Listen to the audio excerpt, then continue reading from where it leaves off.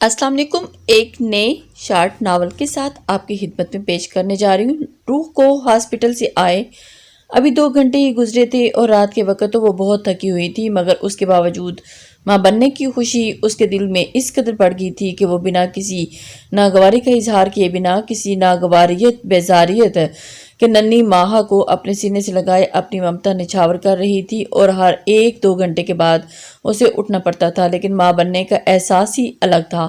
خوشی اس کی انگ انگ سے ہی پھوٹ رہی تھی، اور اس کے ساتھ ہی اس کی ماں تھی، اس کا خیال رکھنے کے لیے اور اس کی خیر خبری کے لیے موجود تھی۔ مگر انہیں کبھی کبھی نیند آ جاتی اور فیصل روح کا شوہر وہ دوسرے کمرے میں گہری نیند سو رہا تھا، اور روح کے وہم و گمان میں بھی نہ تھا کہ آج ماں بننے کی خوشی ملنے کے بعد اس کی زندگی ہمیشہ کے لیے تاریک ہونے والی ہے، اور ایک ایسا طوفان اس کی زندگی کو برباد کرنے والا ہے جس کے بعد اس کی زندگی کبھی اب جیسی نہیں رہے گی۔ اس کی زندگی، اس کے سرکسائیں اس سے بچھڑنے والا ہے۔ رات کے تقریباً 2 بجے تھے جب وہ اپنے بچے کو دودھ پلانے کے لیے اٹھی تو اسے محسوس ہوا جیسے فیصل کے کمرے سے خراٹوں کی آوازیں نہیں آ رہی۔ وہ فیصل کے خراٹوں پر ہی ہمیشہ ہی اسے ٹوکتی رہتی تھی، اکثر نیند سے جگا کر کہتی کہ فیصل شور نہ کریں، مگر آج جب اس کے خراٹوں کی آواز نہ سنی تو حیران ہوگی۔ اس کا دل بے چین سا ہونے لگا۔ فیصل کوئی چھوٹا بچہ نہیں تھا، لیکن پھر بھی شاید ماں بننے کے بعد اس میں ممتا کا کچھ احساس زیادہ ہی بڑھ گیا تھا۔ روح نے 2-3 بار اس احساس کو اپنے سر سے چٹکنے کی کوشش کی کہ فیصل سو رہا ہوگا۔ خراٹے تو انسان گہری نیند میں لیتا ہے، ہو سکتا ہے کہ ابھی اسے نیند ہی نہ آئی ہو۔ سامنے سوتی ماں جاگ نہ جائے اس بات کا احساس کرتی وہ اپنے بیڈ سے ننگے پاؤں اٹھی۔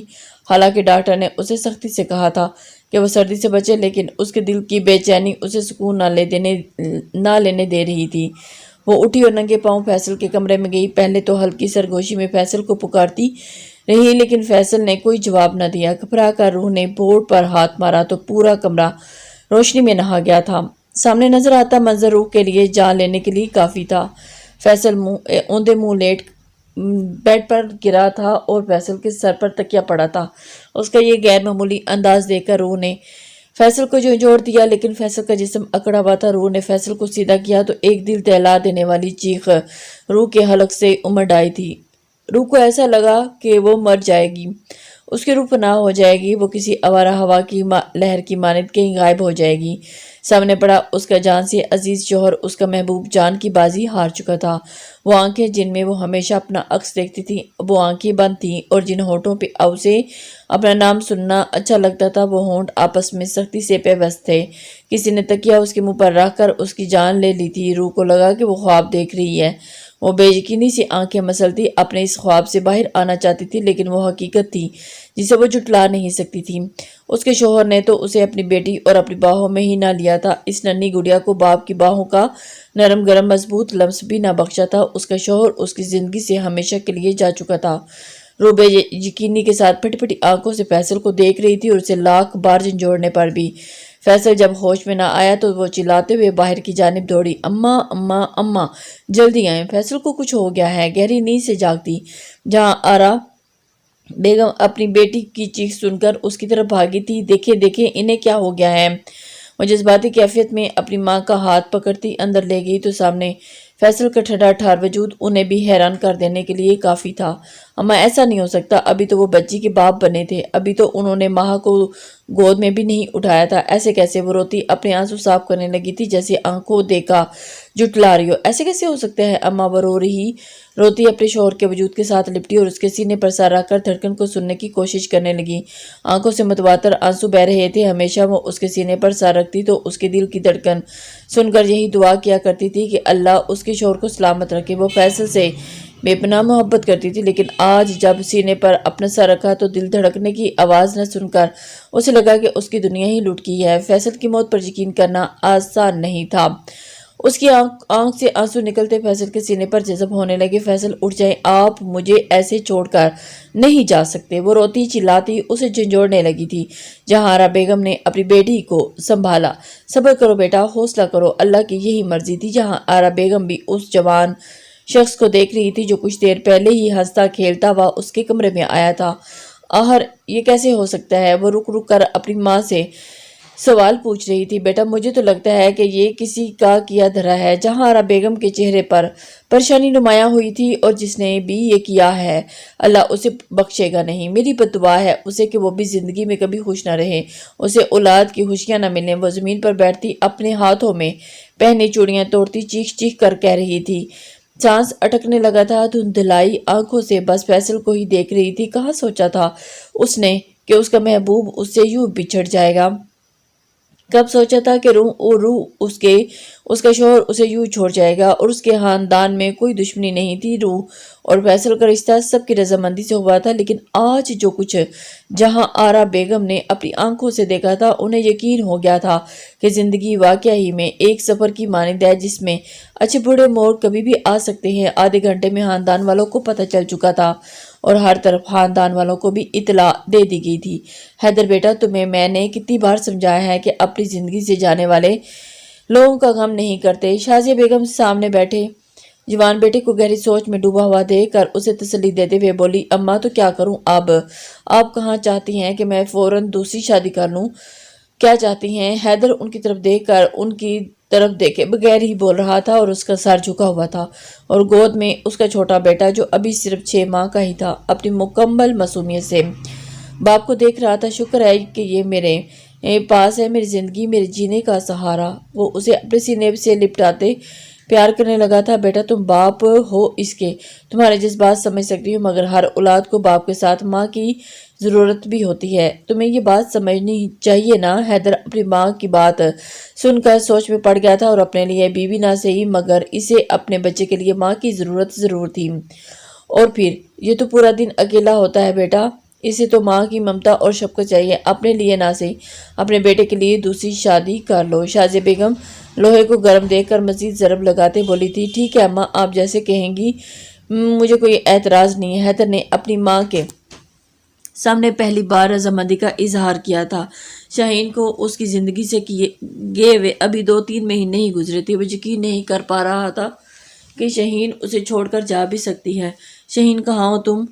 6 महीने पहले का मंजर उसकी आंखों के सामने रक्स करने लगा था। शाहीन जो कब के से बाथरूम में बंद थी, न जाने और कितनी देर लगाने वाली थी। शाहीन को हमेशा से सजने संवरने का शौक था, लेकिन आज वो कल से ज़्यादा वक़्त अपनी सजावट में लगा देती तो हैदर परेशान हो जाता था। कई बार वो उसे बाहर ले जाता घुमाता फिराता, मगर उसका खामोश रवैया और चुप चुप सी आंखें जैसे वो कुछ कहना चाहती हो मगर हजार अल्फाज अपने दिल में दबा देती। 1000 बार सोचने के बाद हैदर उसे समझ नहीं पाया था कि उनके पास क्या नहीं था। जिंदगी की हर खुशी, एक छोटा सा प्यारा सा बेटा और एक अच्छा घर, गाड़ी और हर वो नेमत जो किसी माँ बाप और किसी भी खानदान को मुकम्मल कर देती है।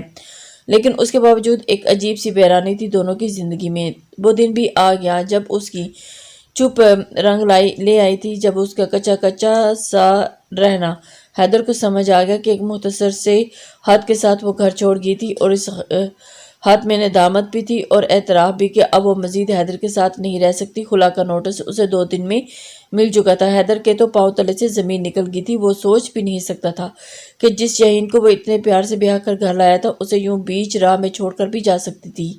लेकिन उसे इस सच्चाई का यकीन तब हुआ जब उसकी बीवी शाहीन ने अपने बेटे के हक का भी मुतालबा नहीं किया, बल्कि अपना बच्चा हैदर की गोद में डालकर हमेशा के लिए अपनी खुदगर्ज जिंदगी गुजारने चली गई। हैदर की जिंदगी का एक बाब तो खत्म हो चुका था। बीवी धोखा देकर चली गई थी, मगर हमेशा के लिए।